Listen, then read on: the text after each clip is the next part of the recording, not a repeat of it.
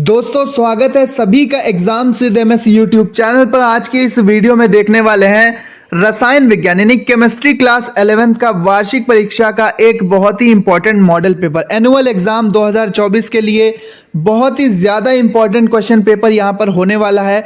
इससे अच्छे model questions आपको कहीं पर भी यूट्यूब पर नहीं मिलेंगे। ये इतना इंपॉर्टेंट मॉडल पेपर है, लास्ट तक देखना बच्चों। साथ ही साथ आपको मैं यहां पर अलग अलग सब्जेक्ट के भी पेपर आपको प्रोवाइड कराने वाला हूं, मॉडल पेपर मॉडल क्वेश्चन। तो चैनल को सब्सक्राइब करके बेल आइकन जरूर प्रेस कर देना। ये question paper UP board, MP board, UK board, Bihar board, Jharkhand board, Uttarakhand board, ठीक है, इसके बाद राजस्थान, हरियाणा, किसी भी स्टेट बोर्ड के लिए इंपॉर्टेंट है क्योंकि एनसीईआरटी बेस्ड है। कोड अगर सेम आता है तो पेपर सेम भी आ सकता है, ना भी आया तब भी सारे क्वेश्चन इंपॉर्टेंट है। आपके पेपर में आने के बहुत ही ज्यादा चांस रहेंगे, आपकी तैयारी को बेहतर बनाएगा ये पेपर।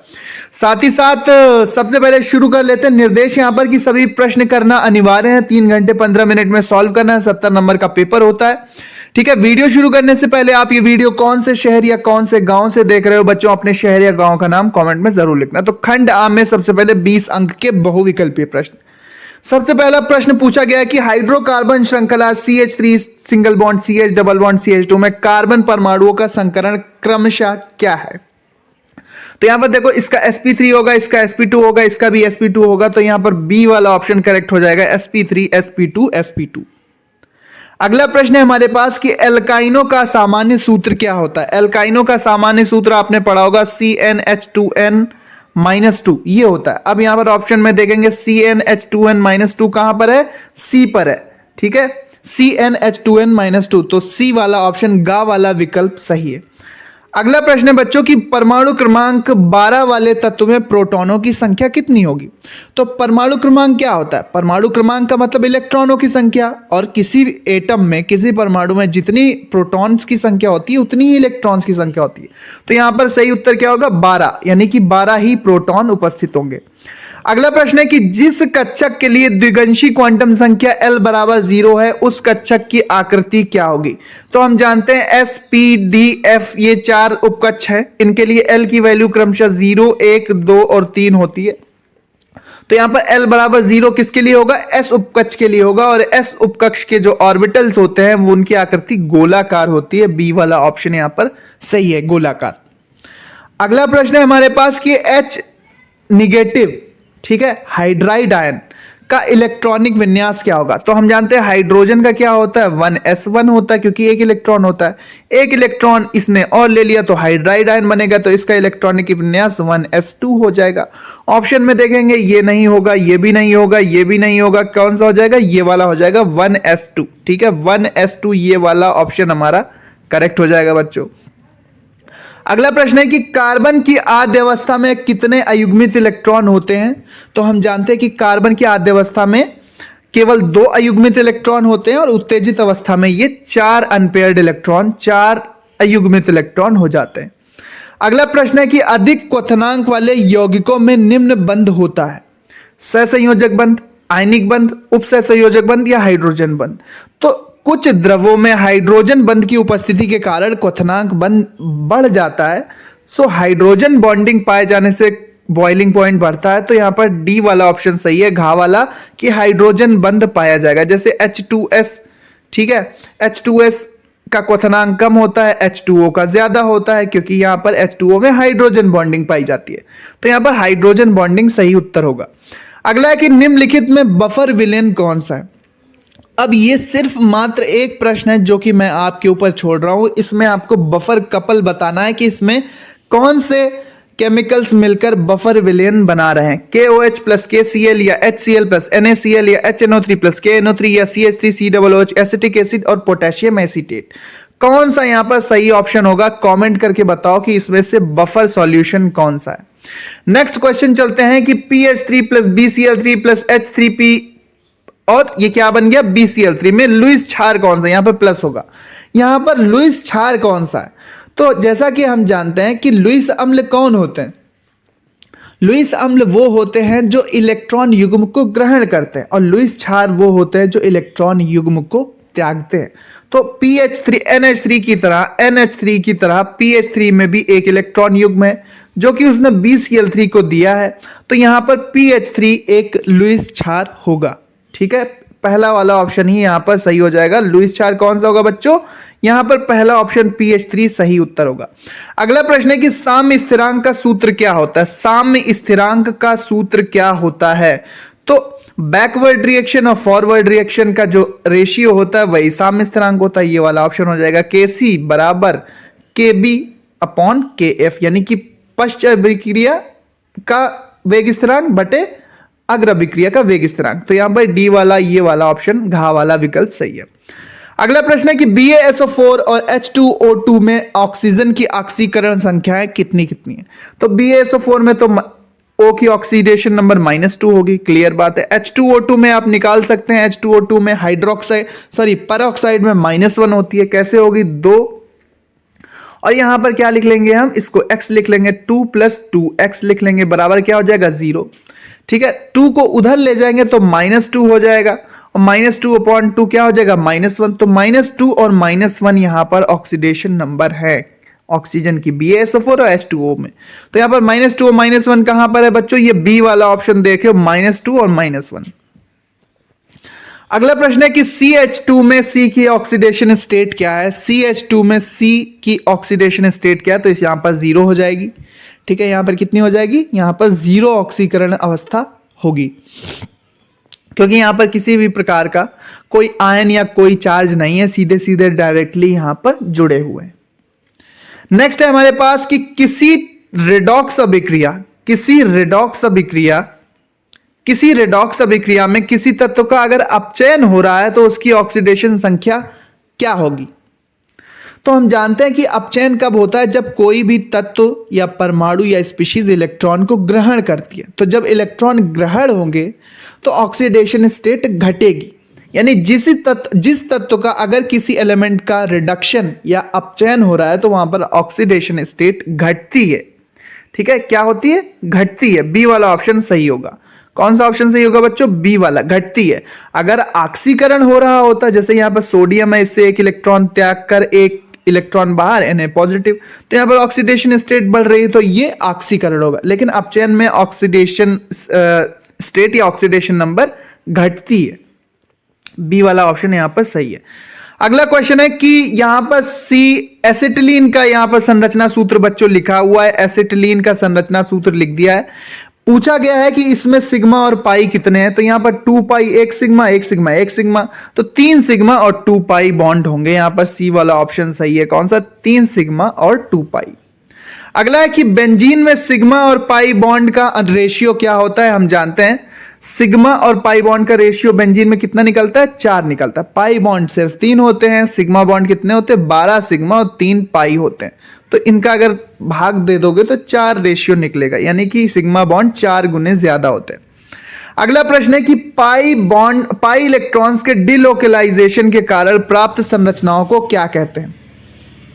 डिलोकलाइजेशन के से प्राप्त संरचनाएं क्या कहलाती हैं? समावयवी कहलाती हैं, समस्थानिक, अनुनादी संरचनाएं या फिर सम इलेक्ट्रॉनिक। तो ये अनुनादी संरचनाएं बनती हैं जब पाई इलेक्ट्रॉन्स का डिलोकलाइजेशन होता है। तो बच्चों पाई इलेक्ट्रॉन के डिलोकलाइजेशन से जो संरचनाएं प्राप्त होती हैं वो अनुनादी संरचनाएं होती हैं।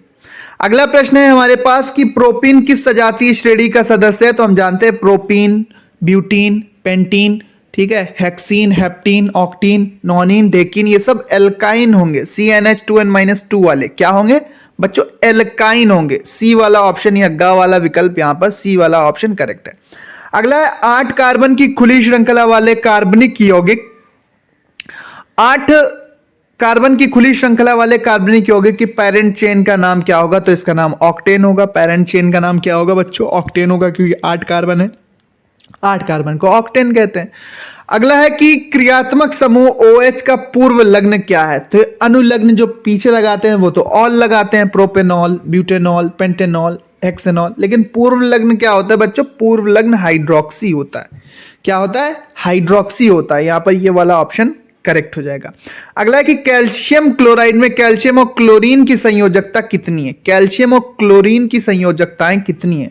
तो कैल्शियम की संयोजकता 2 होती है, क्लोरीन की संयोजकता 1 होती है, तो सी वाला ऑप्शन यहां पर करेक्ट हो जाएगा। तो 20 बहुविकल्पीय प्रश्न यहां पर ये सही हो गए हैं। अब ये चाहे आपसे ओएमआर पे पूछे जाएं या कॉपी पर लिखने को बोले जाएं, जहां पर भी लिखने को बोले जाएं, ये सही विकल्प आप लिख देना। अब अति लघु उत्तरीय प्रश्न पूछे जाएंगे 8 2 नंबर के, 16 नंबर के। तो सबसे पहले ध्रुवीय बंध, ध्रुवीय बॉन्ड क्या होगा? जहां पर बच्चों थोड़ा सा डिफरेंस हो इलेक्ट्रोनेगेटिविटी में, वहां पर जो बॉन्ड बनता है ध्रुवीय बंध बनता है। HCl में ले लो, HBr में ले लो।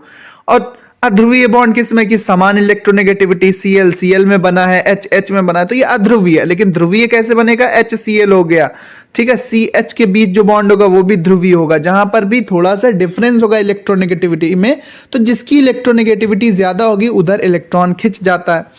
उसी प्रकार इसके बाद उपसहसंयोजी बंध को परिभाषित कीजिए। तो उपसहसंयोजी बंध को किस तरह से परिभाषित कर सकते हैं कि NH3 में परिभाषित कर दो कि इसने एक हाइड्रोजन को अपने साथ जोड़ लिया, एक इलेक्ट्रॉन पेयर देके इस पर पॉजिटिव आ गया, तो क्या बन गया बच्चों? अमोनियम आयन बन जाता है। तो ये जो बॉन्ड बनता है ये उपसहसंयोजी बंध बनता है, जिसको हम एक तीर से दिखाते हैं, एक एरो से दिखाते हैं। जो जिधर हेड होता है वो इलेक्ट्रॉन पेयर ग्राही होता है, रिसीवर होता है, एक इलेक्ट्रॉन का जोड़ा उसको दिया जाता है, और जिधर ये टेल होता है उधर से एक इलेक्ट्रॉन का जोड़ा चला जाता है। अगला प्रश्न है कि साम स्थिरांक और वेग स्थिरांक में एक अंतर बताइए। पीएच से क्या तात्पर्य है? पीएच तो आता ही होगा। निकिल परमाणु 2 इलेक्ट्रॉन त्याग कर निकिल आयन बनाता है। निकिल का परमाणु क्रमांक 28 है। निकिल आयन बनाने के लिए किस ऑर्बिटल से इलेक्ट्रॉनों का त्याग करेगा? इलेक्ट्रॉनिक विन्यास कर लो, ऑर्बिटल में इलेक्ट्रॉन डाल लो, पता चल जाएगा, ठीक है। तो ये 3D से इलेक्ट्रॉन इसके निकलेंगे। कहां से निकलेंगे? 3D से, 3D ऑर्बिटल से निकलेंगे। अगला है कि Fe3 पॉजिटिव में अयुग्मित इलेक्ट्रॉन, इसका भी इलेक्ट्रॉनिक कॉन्फ़िगरेशन आप लिखेंगे और जितने भी अयुग्मित इलेक्ट्रॉन है उनकी संख्या लिख देंगे। तो इसका इलेक्ट्रॉनिक कॉन्फ़िगरेशन लिखेंगे हम, ठीक है। आयरन का जो परमाणु क्रमांक होता है वो 26 होता है। ओपन स्ट्रक्चर लिख के सारे ऑर्बिटल में इलेक्ट्रॉन डाल देंगे और अयुग्मित इलेक्ट्रॉन पता कर लेंगे। 3 इलेक्ट्रॉन 3D से निकाल देना, ठीक है।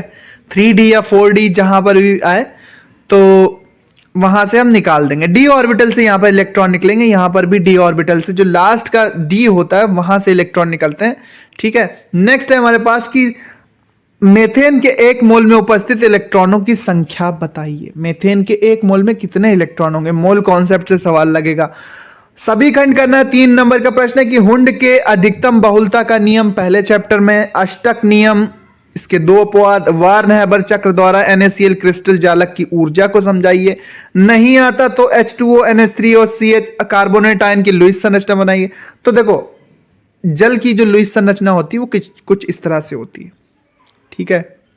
यहां पर 2 पेयर ऑफ इलेक्ट्रॉन हो जाते हैं, एक इसका था, एक इसका, एक इसका, इस तरह से। अमोनिया की लुईस स्ट्रक्चर कैसे बनेगा? यहां पर एक जोड़ा, एक जोड़ा, एक जोड़ा, यहां पर एक एक एक एक एक, एक इनका इलेक्ट्रॉन और 2 इलेक्ट्रॉन इसके पास यहां पर पड़े रहते हैं, तो ये बन जाती है इसकी लुईस स्ट्रक्चर। इसी तरह से हम कार्बोनेट की लुईस स्ट्रक्चर बना लेंगे, यानी कौन से इलेक्ट्रॉन कहां पर कितने हैं। इसके बाद विद्युत संयोजी बंध और सहसंयोजी बंध में 3 अंतर लिखिए। सभी खंड करना है। 4 नंबर के प्रश्न देख लेते हैं। संकरण बच्चों तैयार करना ही करना है फर्स्ट ईयर में। PCl5 में संकरण और ज्यामिति तैयार कर लो। बेंजीन की केकुले संरचना बनाते हुए इसकी कमियां लिखिए। हाइड्रोजन बॉन्ड कितने से क्या तात्पर्य है, कितने प्रकार का होता है, वर्णन कीजिए। हाइड्रोजन बॉन्ड कब होता है? जब इलेक्ट्रोनेगेटिविटी में अंतर पाया जाता है 2 परमाणुओं के बीच और हाइड्रोजन उनमें से एक परमाणु हो, तो उस इलेक्ट्रोनेगेटिव और हाइड्रोजन परमाणु के बीच एक दुर्बल बंध बन जाता है जिसको हम हाइड्रोजन बॉन्ड कहते हैं। जैसे जल के अणु में ही देख ले, यहां पर इलेक्ट्रोनेगेटिविटी में अंतर हो जाता है तो यहां पर हाइड्रोजन और ऑक्सीजन के बीच एक बॉन्ड बन जाता है जिसको हम हाइड्रोजन बॉन्ड कहते हैं, ठीक है। अब हाइड्रोजन बॉन्ड भी 2 प्रकार के होते हैं, 2 अलग अलग परमाणु में बन रहे हैं तो अंतरा परमाणु हाइड्रोजन बॉन्ड यानी इंटरमॉलिक्यूलर हाइड्रोजन बॉन्ड। अगर एक ही परमाणु में, एक ही मॉलिक्यूल में कहीं हाइड्रोजन बॉन्डिंग हो रही तो उसे इंट्रामॉलिक्यूलर हाइड्रोजन बॉन्डिंग। देखो इंट्रामॉलिक्यूलर हाइड्रोजन बॉन्डिंग होती है नाइट्रोफिनॉल में। कहां पर होती है बच्चों? नाइट्रोफिनॉल में ये बॉन्डिंग पाई जाती है दूसरे प्रकार की। तो 2 प्रकार की होती है। ऑक्सीकरण संख्या के आधार पर FeCl3 प्लस H2S क्या बना? फेरस क्लोराइड, ठीक है, प्लस HCl प्लस S को संतुलित कीजिए। नहीं आता संतुलित करना तो बच्चों आईयूपीएसी नाम तो आते ही होंगे, चलो लिख देते हैं आईयूपीएसी नाम। तो यहां पर देखो 1 2 तीसरे पे मेथिल और 4, तो यहां पर क्या होगा 3 मेथिल, क्या होगा बच्चों 3 मेथिल ब्यूटेनॉल, 4 है ना 1 2 3 4, 3 मेथिल ब्यूटेनॉल। पहले का क्या नाम हो गया 3 मेथिल ब्यूटेनॉल, राइटिंग नहीं सही है लेकिन नाम नोट कर लेना, 3 मेथिल ब्यूटेनॉल इसका नाम होगा। इसका क्या नाम हो जाएगा बच्चों, एक दूसरे पे मेथिल लगा हुआ ये अलग, ठीक है 3 4, तो 2 मेथिल क्या बच्चों लगेगा 2 मेथिल 1 2 3 4 ब्यूटेनोइक अम्ल, 2 मेथिल ब्यूटेनोइक अम्ल क्या हो जाएगा 2 मेथिल ब्यूटेनोइक अम्ल या ब्यूटेनोइक एसिड, ये दूसरे का हो गया। तीसरे का क्या हो जाएगा बच्चों, हम जानते हैं एसीटोन है, क्या होगा प्रोपेनोन 2, प्रोपेनोन 2 हो जाएगा, प्रोपेनोन 2 हो जाएगा। फोर्थ का देखो यहां पर C के साथ 3 CH3 जुड़े हुए, एक Br जुड़ा हुआ है, CH3 CH3 CH3 और Br, ठीक है। तो यहां पर क्या लिखेंगे 2 ब्रोमो, ये यहां पर 1 2 3, ठीक है 2 bromo 2 methyl propane, 2 bromo 2 methyl propane क्या हो जाएगा 2 bromo 2 bromo 2 bromo 2 methyl 2 bromo 2 methyl propane, ये हो जाएगा फोर्थ वाले का इसका नाम। और लास्ट जो नाम हो जाएगा बच्चों वो क्या हो जाएगा, देखो यहां पर CH है, फिर डबल बॉन्ड, फिर CH है, फिर सिंगल बॉन्ड, फिर CH है, फिर डबल बॉन्ड CH है और फिर क्या है CH3 है। तो यहां पर एक पे इन है, दूसरे पे नहीं है, तीसरे पे इन है, 4 5 टोटल कार्बन कितने 1 2 3 4 5, तो 1,3 पेंटा डाई 1,3, ठीक है 1,3 पेंटा डाई इन, 1,3 पेंटा डाई इन, 1,3 पेंटा डाई इन, 1,3 पेंटा डाई इन इसका नाम हो जाएगा 1,3 पेंटा डाई इन, या एक और नाम भी हो सकता है 1,3 डाई इन पेंटेन, 1,3 डाई इन पेंटेन, दो तरह से लिख सकते हैं डाई इन पेंटेन, ये हो जाएगा। नेक्स्ट क्वेश्चन देखते हैं बच्चों, आईयूपीएसी हो गया कि आणविक कक्षक ऊर्जा स्तर आरेख का प्रयोग करते हुए N2 का निर्माण आरेख बनाइए, 5 नंबर का क्वेश्चन। और नहीं आता तो बच्चों संयोजकता कोश, संयोजकता के VSEPR वैलेंस क्या होता है इसका पूरा नाम, valence shell electron pair repulsion theory, यानी कि संयोजकता कोश इलेक्ट्रॉन प्रतिकर्षण सिद्धांत के अनुसार Ab2E, Ab3E तथा Ab4E के संकरण की संरचनाएं बनाइए। E क्या है, लोन पेयर ऑफ इलेक्ट्रॉन्स है, तो यहां पर इसकी आपको संरचना बनानी है। तो ये पूरा पेपर समाप्त हो जाता है। यहां पर वेस्पर थ्योरी आप जरूर पढ़ के जाएंगे, VSEPR सिद्धांत जरूर पढ़ के जाना, ठीक है। बाकी ऑक्सीडेशन नंबर जरूर निकालना, काफी क्वेश्चन आते हैं वार्षिक परीक्षा में। इसके बाद बेंजीन का स्ट्रक्चर हो गया, सहसंयोजी बॉन्ड हाइट, जो हुंड का नियम है, पाउली का अपवर्जन नियम है, पीएच हो गया, साम स्थिरांक, ध्रुवीय अध्रुवीय बंध, बिल्कुल बेसिक क्वेश्चन है और 20 बहुविकल्पी प्रश्न थे। सो ये पेपर था, इसका PDF आपको हमारे टेलीग्राम चैनल पर मिल जाएगा। टेलीग्राम चैनल का लिंक मैं डिस्क्रिप्शन में दे रहा हूं, व्हाट्सएप चैनल भी है उसको भी ज्वाइन कर लो, वहां पर सारे मैं आपको इंपॉर्टेंट क्वेश्चन करवाने वाला हूं। इसका सॉल्यूशन भी आएगा पूरा कॉपी पेन पे, उसका PDF भी मिलेगा, इंपॉर्टेंट मॉडल पेपर्स का भी PDF मिलेगा। अब भैया आप लोग ये कहते हैं कि भैया बिल्कुल सेम आएगा या नहीं आएगा, बच्चों बिल्कुल सेम कैसे कहा जा सकता है, ये तो एक मॉडल पेपर है जिससे आप अपनी तैयारी को अच्छा बना सकते हो। अलग अलग 2-3 तरह के मॉडल पेपर सॉल्व करो तो सारे क्वेश्चन आपके तैयार हो जाएंगे, फिर कहीं से भी क्यों ना प्रश्न आए, आपकी तैयारी अच्छी होगी तो आप उसमें 99% नंबर ही लाओगे, अच्छे खासे नंबर ही आपके आएंगे क्योंकि आपकी तैयारी बढ़िया होगी। अब कोड मिलाते रहोगे तो फिर आपकी गाड़ी छूट जाएगी बच्चों, कोड मिलाने से काम नहीं चलेगा कि बिल्कुल सेम आ जाए, ये गलत बात है। तो मॉडल पेपर मैं आपको अलग अलग कोड के प्रोवाइड कराऊंगा जिससे आपकी तैयारी अच्छी हो जाएगी। सो मिलते हैं अपने नेक्स्ट वीडियो में। PDF टेलीग्राम चैनल पर, चैनल सब्सक्राइब कर लो। धन्यवाद।